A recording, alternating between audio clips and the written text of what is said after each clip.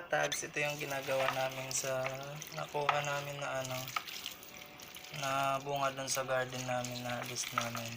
So yun, hugasan lang namin tapos ipapakuluan ng siguro ayon sa tamang lambot lang naman niya. Ayan. Kasi sabi nila itong talbos healthy daw to, pang padagdag dugo. Tsaka itong green, maganda kasi itong green na talbos kasi ano siya, medyo manamis-namis. Yung iba kasi mapait.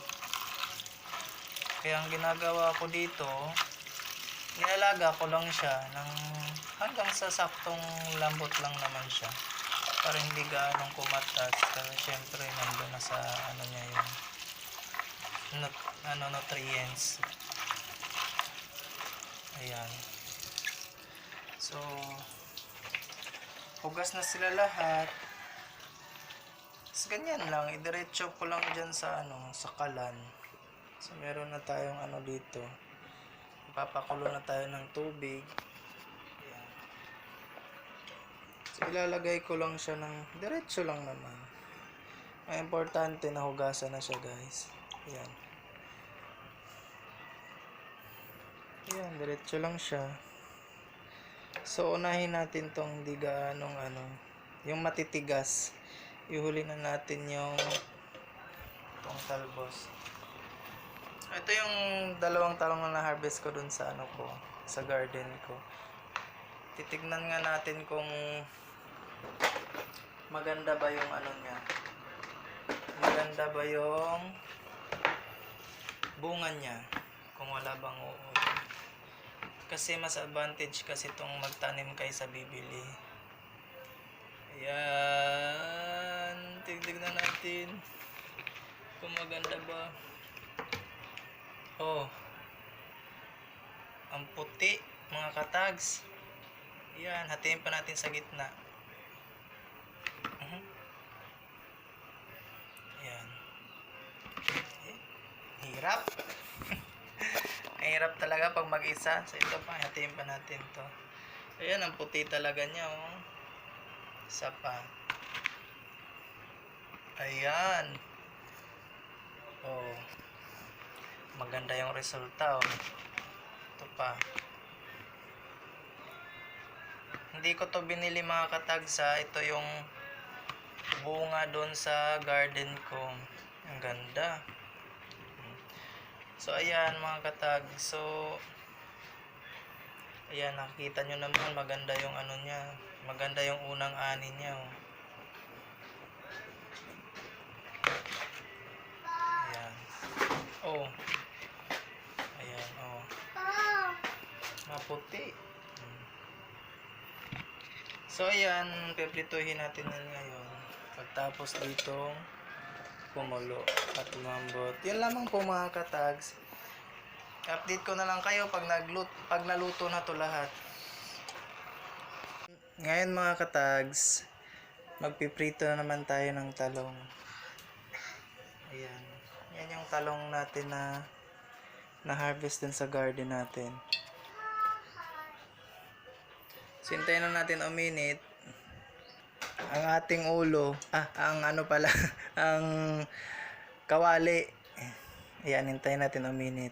Pag uminit na siya, so pwede na natin ilagay yung talong para maprito na natin. So, ayan, mainit na siguro to. Testinin na natin kung sure ba na mainit. Pag tumunog, ayun, mainit na siya. Pag tumunog siya pag tinalsikan ko ng ng tubig, di pa siya ganong mainit. Pag tinalsikan ko na hindi na siya, mabilis siyang tumahimik yung tunog. Ayan, mainit na siya. So ayan, guys, mainit na siya. So ilagay na natin tong talong isa-isa.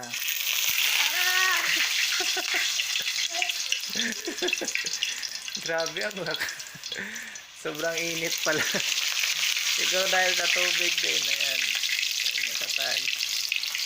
So, piprituhin muna natin lahat. So, mamaya, aray. Mamaya. Aray. Mamaya. Mamaya pakita ko sa inyo pagtapos na tayo sa lahat. Hi mga katag, so ito na yung niluto ko kanina na gulay na galing sa garden ko. So ito na siya ngayon. So ito yung sitaw. Inano ko lang siya, pinalambot ko lang siya ng tamang lambot lang siya. Tapos ito yung talbos naman. Tsaka yung ilang perasong okra. So ayan na siya. Pwede na siyang kainin. Yan yung toyo mansi. Tsaka may kasamang sili. Yung talong, ito na siya ngayon. So, yan na po yun lahat guys. So, wala akong nagastos sa pagluluto niyan. Ang nagastos ko lang pala is yung mantika. So, syempre, hindi mawala yung partner talaga niya. Itong kanin, kasi masarap siyang kainin pag may kanin. So, tara na guys, kumain na tayo at anong oras na, anong petsa na. So, kain tayo mga katag. So, sa mga taga Bicol dyan, makakan kita. Sa mga Bisaya naman, mga untatanan. Sa Waray, mga unta. Yun lamang po. Sa iba yun, sa Tagalog naman, kumain na tayo, kain tayo. So, yun, hindi ko na alam dun bandang north. So, yun, kain na tayo guys. So, tirahin na natin to habang mainit-init pa lahat. So, thank you for watching. So, kain na tayo.